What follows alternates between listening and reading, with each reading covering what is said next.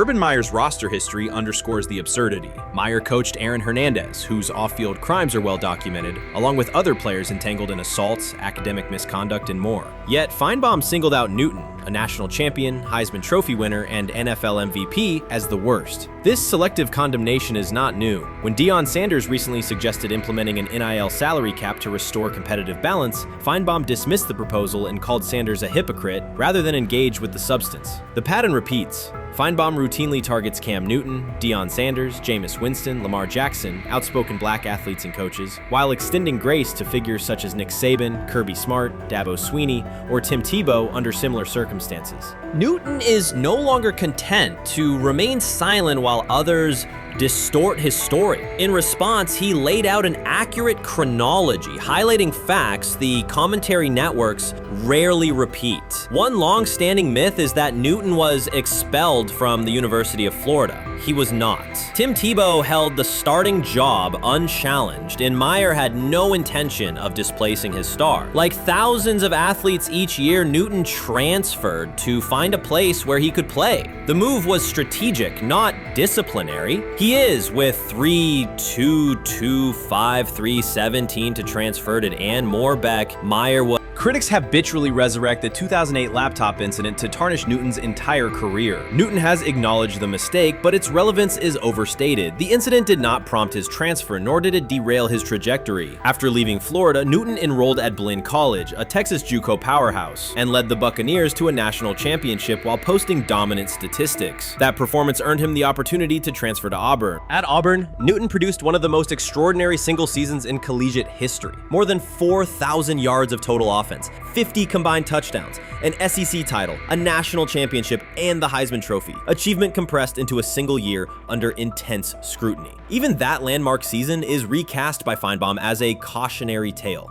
He claims Newton ignored head coach Gene Chizik by diving for a goal line touchdown when told to kneel, jeopardizing the game. In reality, Newton explained that the decision was a collective adjustment made in the huddle after reading the defense, while Auburn still held timeouts. The Tigers maintained control and secured the championship. Portraying that moment as reckless serves to recast Newton's success as selfishness rather than leadership.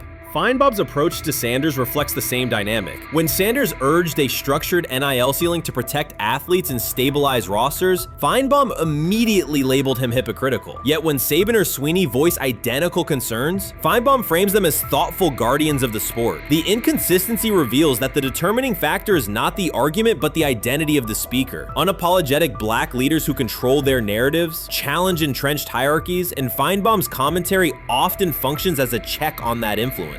Newton countered Finebaum's latest attack with a concise statement. "You're lying, Paul. Please stop." Behind those words lay a broader indictment of the media machinery that weaponizes half-truths. By calling Newton the worst player Meyer coached, Finebaum was seeding doubt among fans, front office evaluators, and future historians. Newton, now an established media presence and entrepreneur, no longer depends on traditional outlets to correct the record. He reminded audiences of three essential truths. He departed Florida on his own terms, he led Auburn with support from coaches and teammates, and he captured every major accolade available in college and professional football without conforming to prescribed expectations. An unspoken rule lingers in American sports discourse. Black athletes may excel, but must do so quietly, gratefully, and without highlighting systemic inequities. Newton broke that expectation early by celebrating with unreserved joy, answering questions candidly, and refusing to minimize his personality. For some commentators, that confidence is reinterpreted as arrogance. Finebaum's repeated attempts to undermine Newton follow a familiar script of policing behavior rather than analyzing performance. Yet, legacy rests not in a pundit soundbite, but in tangible achievements and public memory.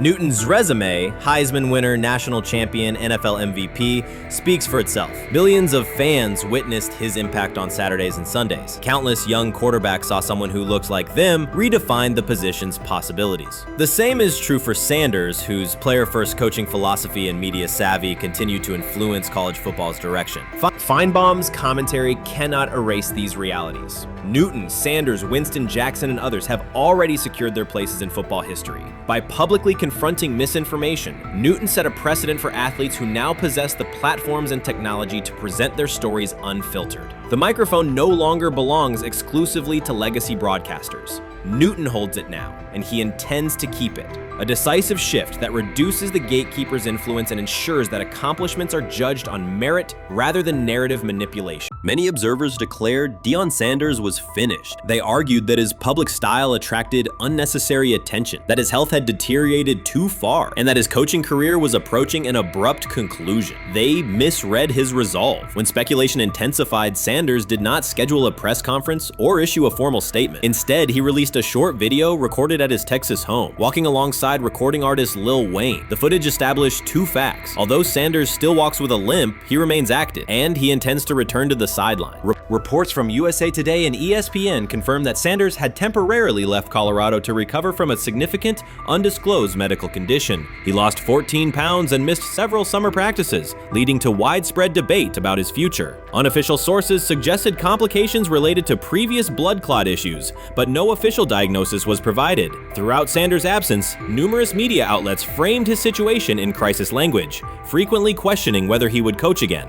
By comparison, when coaches such as Lincoln Riley paused their duties for health or family reasons, coverage emphasized understanding and patience, an imbalance that reflects a common difference in how high-profile black coaches are treated. Sanders' silence was not a retreat, it was a period of recovery. During rehabilitation, he relied on family, faith, and trusted colleagues, yet stayed connected to his program through brief online updates. The video with Lil Wayne demonstrated that he retained strong support from influential friends, countering narratives that portrayed him as isolated or on the verge of retirement. The visual evidence showed that his setback is temporary, and that he remains determined to lead Colorado into the forthcoming season. Since accepting the Colorado position, Sanders has dramatically elevated the program's national standing. He first drew national attention to Jackson State and the broader HBCU football landscape, then moved to Boulder and transformed a one-win team into a central storyline in college athletics. His approach, combining hip-hop culture, direct communication, and open expressions of faith, has challenged conventional expectations for head coach behavior. Each step forward has been met with heightened scrutiny. His time at Jackson State was labeled a publicity stunt, his departure for Colorado was framed as abandoning HBCU culture, and his social media presence has been cast as distraction from traditional coaching responsibility. Critics often magnify Sanders' missteps and question his motives, while comparable actions by other coaches receive neutral or sympathetic coverage. Showings of enthusiasm from Brett Favre and disciplinary intensity from Nick Saban are celebrated as competitive passion, yet Sanders' displays of confidence are frequently labeled arrogance. The discrepancy illustrates deeper biases rather than differences in performance. Sanders' success challenges entrenched expectations of how a college football leader should look, speak, and act, especially a black coach who refuses to downplay his identity.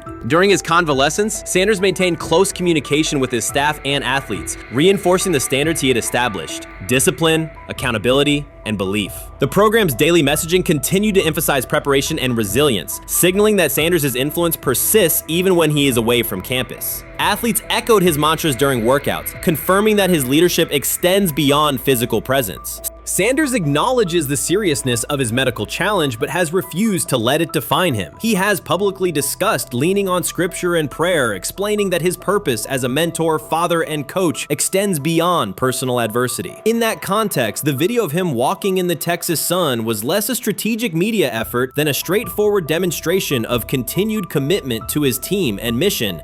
Colorado still requires Sanders' vision. Prior to his arrival, attendance was low, national media attention was minimal, and recruiting momentum had stalled. Sanders' leadership brought renewed energy, authentic identity, and higher standards of accountability. Players who previously lacked representation in college football leadership found a coach who shares, affirms, and elevates their cultural background. Sanders supplements conventional coaching priorities, scheme, fundamentals, and execution with empowerment initiatives that cultivate self-confidence and authenticity. As preseason camp approaches, Sanders intends to resume full involvement, even if medical recovery remains ongoing. His presence is expected to restore on-site leadership, stabilize the locker room, and direct media coverage toward on-field progress. For Sanders, the objective extends beyond compiling wins. It includes completing a cultural transformation that expands how success and leadership are defined in modern college football. Those who predict his decline overlook the underlying traits, faith, perseverance, and purpose that have supported Sanders throughout his career. Doubts, rumors, and disproportionate scrutiny have followed him from playing days into coaching, and he has consistently responded rewarded with results. His current health setback is another obstacle, not a conclusion. The broader initiative he leads, centered on authenticity, opportunity, and high standards, continues. When Sanders returns to the sideline, it will mark the next stage of a movement he has guided from Jackson State to Boulder.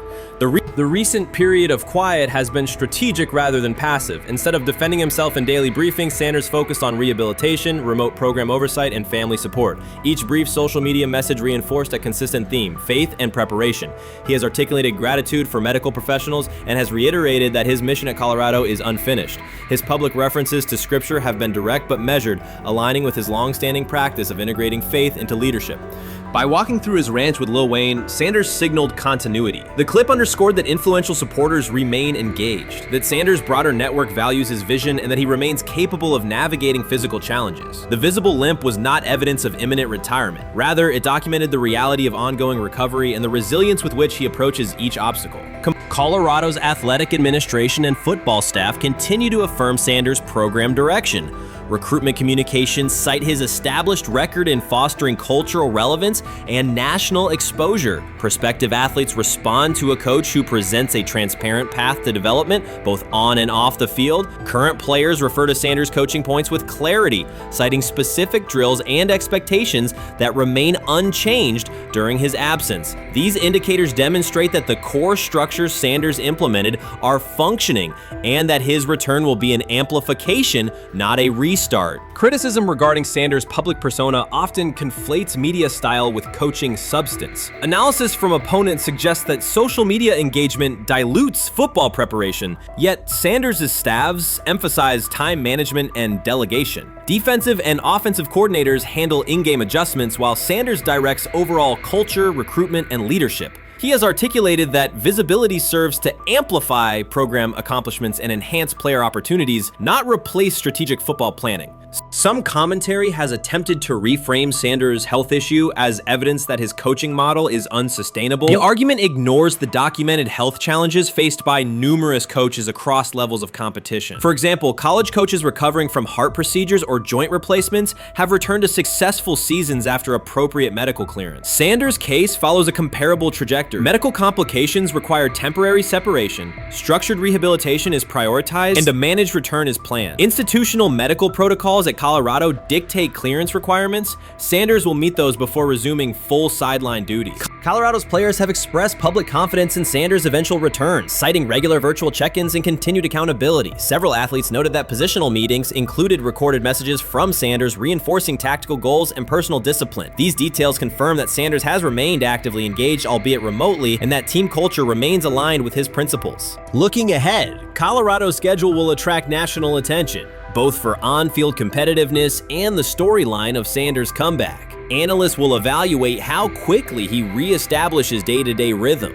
and whether his physical limitations influence practice oversight. Internal planning accommodates gradual escalation of responsibilities, with medical staff and strength and conditioning personnel contributing to phase reintegration.